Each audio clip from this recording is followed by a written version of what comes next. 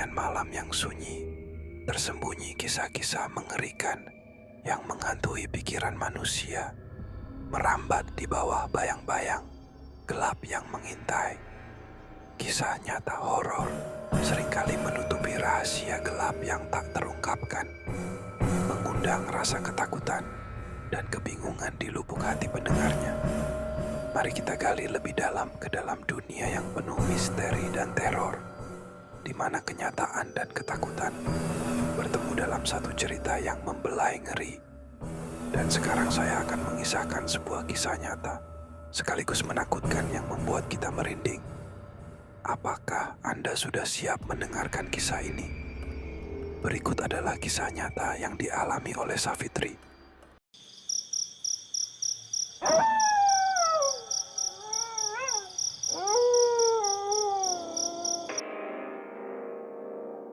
Sarah adalah seorang wanita yang sekarang tinggal di kota kecil Jawa Barat. Ia harus pindah ke kota kembang itu untuk menuntut ilmu di salah satu universitas ternama di sana. Saat pindah ke Bandung, Sarah pergi bersama ayahnya. Ayahnya mengantarkan Sarah ke rumah kontrakan yang akan dihuni Sarah selama menuntut ilmu. Di kontrakan itu, Sarah juga akan tinggal bersama dua orang saudara sepupunya yang juga menuntut ilmu di tempat dan angkatan yang sama dengannya. Saudara tertua bernama Jani dan saudara yang lebih tua dari Sarah bernama Ava. Sarah merupakan yang paling kecil dari mereka bertiga. Maklum baru lulus SMA tahun yang sama. Selama 2,5 jam di perjalanan, akhirnya ia tiba di kota Bandung. Ini adalah pertama kali Sarah tinggal jauh dari orang tuanya. Perasaan campur aduk tentu dirasakan Sarah. Setelah mobil terparkir, Sarah bergegas turun dan mengambil barang-barang bawaannya. Sembari mengangkat bawaan, Sarah dan ayah langsung menyusuri sebuah gang kecil. Berjalan sedikit jauh ke dalam, dan sampailah mereka di depan kontrakan itu. "Assalamualaikum." Kami mengucap salam sembari memasuki rumah yang pintunya memang terbuka. "Waalaikumsalam, Mang," sahut Ajani dan Teh Ava. "Tos dugi gening. Sok atuh sakieu ayana Sar. Udah sampai. Silakan begini adanya Sar," ucap Teh Ava kepadaku. Saat itu Sarah tersenyum dan mengangguk dan melihat sekeliling. Rumah tersebut adalah rumah tua dengan 2 lantai dan sedikit tidak terawat. Saat itu Sarah memaklumi hal tersebut, apalagi budget yang ia miliki untuk menyewa rumah kontrakan sangat terbatas. Tangga menuju lantai 2 adalah tangga kayu dengan pegangan kayu. Terlihat asal-asalan dibuatnya. Sarah mendekati tangga dan melihat ke atas. Di ujung tangga tersebut adalah tembok. Sebelah kiri ada pintu kecil menuju keluar ke tempat jemuran dan talang air. Dan di sebelah kanan terdapat ruangan tanpa pintu yang hanya bisa dimasuki dengan cara sedikit membungkuk. Ruangan tersebut tepat berada di atas kamar tidur Sarah yang terletak di antara tangga dan kamar Teh Ava. Kamar Teh Ava adalah kamar yang paling dekat dengan pintu utama. Jani lebih memilih kamar paling ujung di dalam, sekitar 3 langkah dari tangga tepat di seberang. Dapur yang merupakan akses menuju satu-satunya kamar mandi di rumah itu. Terdapat ruangan kosong yang cukup lebar di depan kamar Sarah dan kamar Teh Ava, dan ruangan ini nantinya akan jadikan tempat berkumpul dengan alas karpet lusuh. Lebih lanjut, Sarah langsung membenahi barang-barangnya di dalam kamar baru. Ada beberapa noda lembab di dinding berwarna coklat dan sebagian terkelupas. Pantas saja terasa dingin, memang lembab, pikirnya. Tapi sudahlah, tempat ini lumayan nyaman. Sore pun tiba, ayah Sarah pun berpamitan untuk pulang. Dengan berat, Sarah melepas kepergiannya, karena tak tega membayangkan penghuni rumahnya hanya tinggal ayah dan mamanya saja. Perlu diketahui, kedua kakak Sarah sudah memiliki kehidupan masing-masing di luar kota. Tentu sebagai anak bungsu, merasa berat untuk meninggalkan orang tuanya. Singkat cerita, 1 bulan menempati rumah tersebut, Sarah tidak merasakan ada yang aneh. Atau mungkin Sarah mengabaikannya karena sibuk pada ospek dan persiapan kuliah. Oh ya, Sarah bukanlah sosok yang indigo. Namun, ia terkadang bisa merasakan keberadaan makhluk halus di sekitarnya. Sampai pada suatu hari, saat itu kegiatan belajar sudah berjalan dan tugas-tugas mulai berdatangan, Sarah harus pulang ke kontrakan sekitar pukul 7 malam dan langsung tertidur. Setelah lama Sarah tertidur, ia terbangun dengan keadaan sekelilingnya yang gelap sekali. Memang kebiasaan Sarah saat hendak tidur selalu mematikan lampu kamar. Ia tidak bisa tidur dalam kondisi terang. Tapi saat itu benar-benar gelap total dan Sarah harus membiasakan matanya dalam gelap. Setelah nyawanya kumpul, Sarah baru sadar jika kegelapan ini karena lampu ruangan di depan kamarnya mati. Biasanya kalau malam, lampu tersebut dinyalakan dan cahayanya masuk lewat jendela di atas pintu kamar dan lewat sela-sela pintu yang rapuh. Saat itu, Sarah meraba-raba mencari HP dalam gelapan. Ternyata ada telepon dan SMS masuk selama ia tidur dari kedua saudaranya yang mengabarkan mereka tidak bisa pulang karena mengerjakan tugas kelompok di kos temannya, yang berarti Sarah harus sendirian di kontrakan. Saat Sarah melihat jam, ternyata saat itu sudah pukul 2 malam. Ia sedikit merinding dan berusaha tidur kembali, tapi kantuknya sudah hilang. Jadi Sarah memaksakan untuk menutup mata dan pikirannya melayang ke sana kemari. Seketika ia teringat, bukankah saat pulang tadi ia membuka pintu utama dan langsung menyalakan lampu ruang depan. Sarah sangat ingat betul jika ia langsung masuk kamar, ganti baju lalu tertidur. Dia tidak memadamkan lampu itu, bahkan lampu itu selalu menyala setiap malam dan menjadi satu-satunya sumber cahaya di malam hari. Lalu, kenapa sekarang padam? Sarah hanya bisa berusaha tenang dan memastikan ingatannya. Saat hendak bangun dari tidurnya dan menyalakan lampu kamar, tiba-tiba Sarah mendengar suara lirih sekali dari balik pintu kamarnya.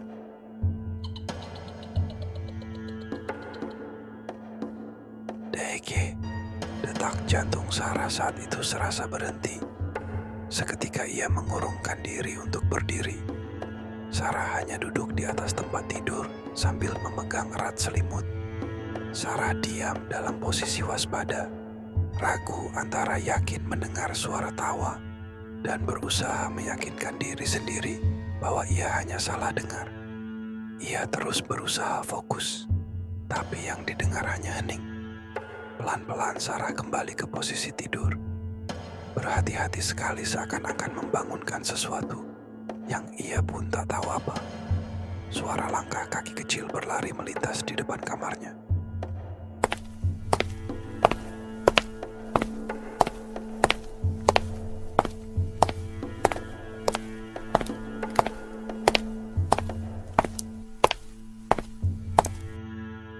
Otak Sarah langsung merespon jika itu adalah tikus. Tikus, ya itu tikus, atau mudah duan tikus, di pikirannya. Belum selesai ia meyakinkan diri sendiri, suara lain membuatnya kaku sekaku-kakunya. Dak, srek, dak, srek.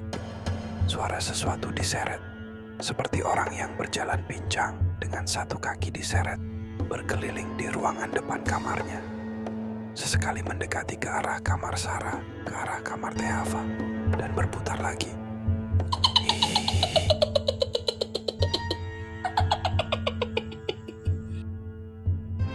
Suara tertawa lirih itu muncul lagi.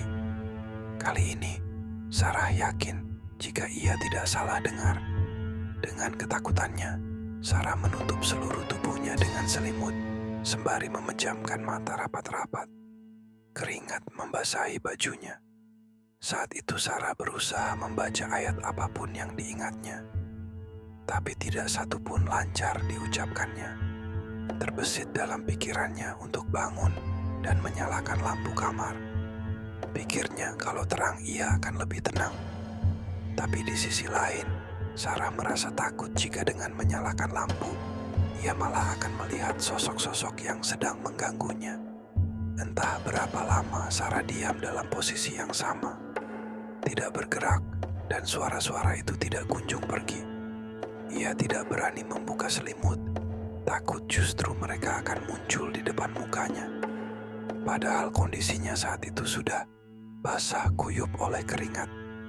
Mungkin karena tubuh Sarah lelah setelah tegang dalam waktu lama, akhirnya ia pun tertidur dengan sendirinya. Sarah terbangun saat azan subuh berkumandang. Suara-suara aneh itu sudah hilang. Meski sedikit lega karena ada suara-suara orang di gang berjalan menuju masjid untuk salat subuh. Tapi rasa takut Sarah masih sangat besar. Ya, itu adalah momen pertama Sarah berkenalan dengan penghuni kontrakan. Walau tidak bertatap muka langsung, tapi perkenalan itu membekas hingga sekarang. Ia tidak akan menceritakan kejadian tersebut kepada kedua saudaranya. Bukan apa-apa, Sarah sendiri takut menceritakan ulang saat dirinya masih tinggal di rumah itu. Dan mereka mengontrak selama 1 tahun. Artinya Sarah harus bertahan selama 11 bulan ke depan. Setelah kejadian itu, ia hanya merasakan beberapa gangguan-gangguan kecil menimpanya seperti barang berpindah tempat sendiri, selimut ditarik saat tidur, atau melihat sekelebat bayangan melintas. Singkat cerita, bulan Ramadan telah datang. Gangguan kecil itu mulai berkurang, meski tidak 100% hilang. Lebih lanjut, Gerald adalah tetangga Sarah yang bertempat tinggal di ujung gang. Dia adalah anak band yang gaul dan cocok berteman dengan Sarah karena kepribadiannya yang asyik.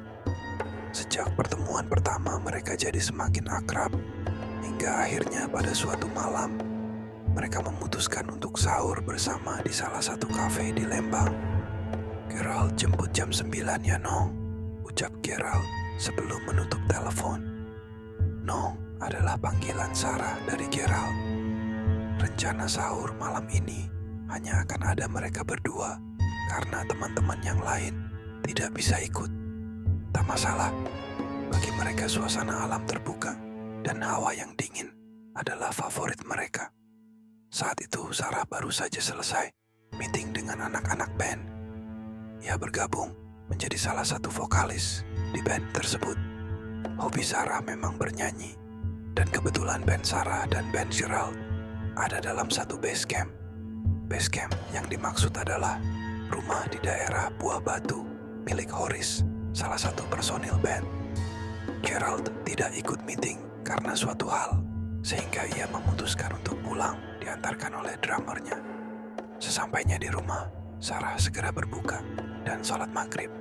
Masih lelah, ia mengunci pintu dan berbaring sambil membaca pesan YG masuk. Dan Sarah pun tertidur. Dalam tidurnya, Sarah bermimpi bertemu Gerald. "Ayo berangkat," ajak Gerald. Sarah menggeleng enggan pergi. Entah kenapa ia tahu jika sedang bermimpi. Tiba-tiba Gerald berubah menjadi menyeramkan dan berteriak marah. "Ayo pergi," teriaknya. Seketika ia langsung terbangun dari tidur karena kaget. Dan dalam keadaan masih sangat mengantuk, mata Sarah tertuju pada seseorang yang duduk menunduk di ujung kasur dekat kakinya. Seorang laki-laki memakai topi mirip Gerald. Mata Sarah semakin berat, rasa kantuknya semakin tak tertahankan. Tidak biasanya ia begitu. Ia kemudian menutup matanya dan tiba-tiba ingat jika pintu kamarnya sudah dikunci sebelum Sarah tidur. Lalu, bagaimana Gerald bisa masuk? Tetut, tetut. Suara ringtone HP Sony. Erickson tanda telepon masuk berbunyi. "Halo, no." "Gerald bentar lagi jemput. Udah siap kan?" Jajar Gerald bersemangat. "Gerald, lo tadi ke kamar gue?" tanya Sarah mengabaikan pertanyaan Gerald. "Gak tuh, Gerald baru pulang ini langsung telepon kamu." Sarah diam dengan kantuk yang mendadak hilang. Sarah langsung berdiri menyambar pegangan pintu dan masih dalam keadaan terkunci.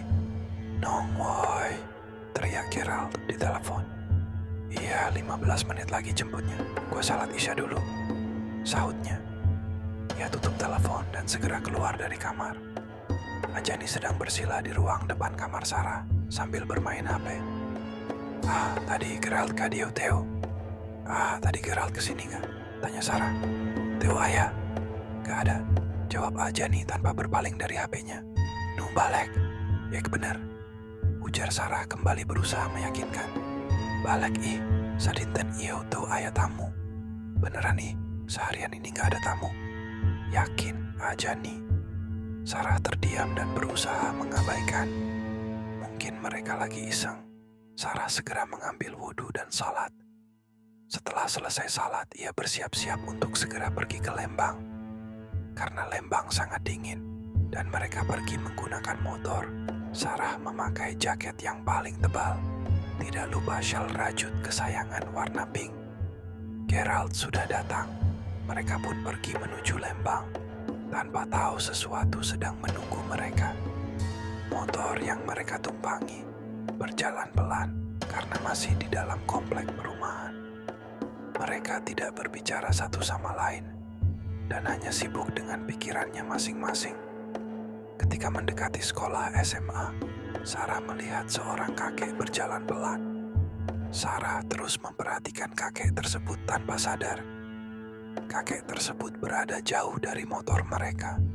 Posisinya di sebelah kanan jalan dan berjalan membelakangi Sarah dan Gerald. Semakin lama semakin mendekat, hingga di pertigaan SMA, kakek itu mengambil jalan ke kanan, persis seperti yang akan mereka lakukan. Setelah kakek itu belok kanan, dalam hitungan 2 detik mereka pun mengambil jalan yang sama dengan si kakek. Tapi saat motor berbelok, tidak ada siapa-siapa di sana. Jalanan sepi, tidak ada satu orang pun berjalan kaki. Sontak Sarah terkesiap otomatis mencari si kakek. Jalan komplek itu lurus tanpa ada belokan lain ataupun gang. Tidak mungkin kakek itu bersembunyi. Gerald menyadari keganjilan gerak-geriku. Kunaon, Nong? Kenapa, Nong? Tanya Gerald. Tadi ayah aki 2 belok. Di dio saya uncan urang belok. Nah, ewo, ucapnya. Tadi ada kakek 2 belok di sini. Sebelum kita belok, kenapa nggak ada? Tanya Sarah panik. Tong ngalamun lah. Ewo, sasaha tita tadi ke. Jangan ngelamun. Gak ada siapa dari tadi juga. Seru Gerald. Karena sudah mengalami kejadian aneh hari ini, Sarah mulai terbiasa. Akhirnya ia mencoba membicarakan banyak hal dengan Gerald untuk menepis rasa takut sepanjang perjalanan. Jalan menuju Lembang saat itu masih banyak berupa pohon-pohon lebat di kanan kiri jalan. Saat itu tepat di tanjakan sebelum kafe yang akan mereka datangi, Sarah melihat seekor kucing hitam melintas di tengah jalan, dekat sekali dengan lintasan mereka. Tetapi Gerald sama sekali tidak memperlambat kecepatan motor. Refleks Sarah menepuk pundak Gerald sambil berteriak, "Rald, kucing, launan. Rald, kucing, pelanin." Teriak Sarah sedikit tertahan sambil menunjuk-nunjuk kucing tersebut. Tanpa babi Bu Gerald malah tancap gas, membuat Sarah sedikit terjengkang. "Cicing sia, Nong. Eweu nanaon." "Diam kamu, Nong. Gak ada apa dua," balas Gerald sewot. Sarah kemudian bengong dan berbalik ke belakang, melihat ke arah kucing tersebut duduk, dan memang tidak ada apa-apa di sana. Kosong, dan ia pun syok, karena jelas-jelas kucing hitam tadi bukan halusinasi. Lanjut, mereka pun akhirnya sampai di kafe.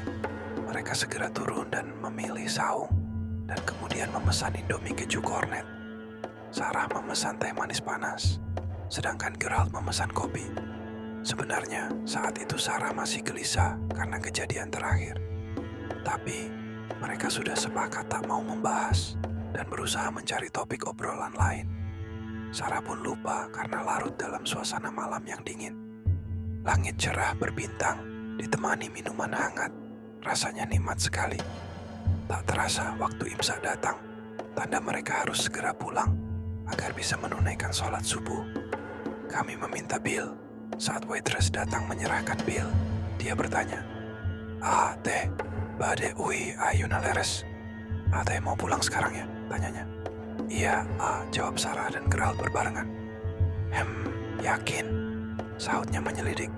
Iya, biar keburu sholat subuh. Gerald membalas. Sok atuh, hati-hatinya di jalan, ujarnya. Iya, nuhunnya. Iya, makasih ya, sahut Sarah. Mereka berjalan menuju kasir dan terjadi lagi percakapan yang serupa. Kasir tersebut meminta Sarah dan Gerald untuk berhati-hati. Tanpa curiga, mereka pun membayar dan pergi ke parkiran. Tukang parkir menghampiri mereka. Dan tebak, percakapan yang sama terulang lagi. Berujung tukang parkir tersebut meminta mereka untuk berhati-hati. Seketika Sarah dan Gerald pun saling pandang, paham akan perasaan tidak enak yang sekarang mereka rasakan. Dan ternyata, beberapa kejadian yang Sarah alami sebelum berangkat hanya intro. Kalau saja ia tidak cuek dan lebih memperhatikan tanda-tanda. Kalau saja Sarah tidak memaksakan pergi setelah mengalami 2 kejadian pertama, Sarah dan Gerald tidak akan mengalami kejadian ini. Dengan rasa ngeri yang masih membekas di hati, cerita horor ini meninggalkan jejak ketegangan yang sulit dilupakan, menghantui pikiran dan merajai mimpi malam.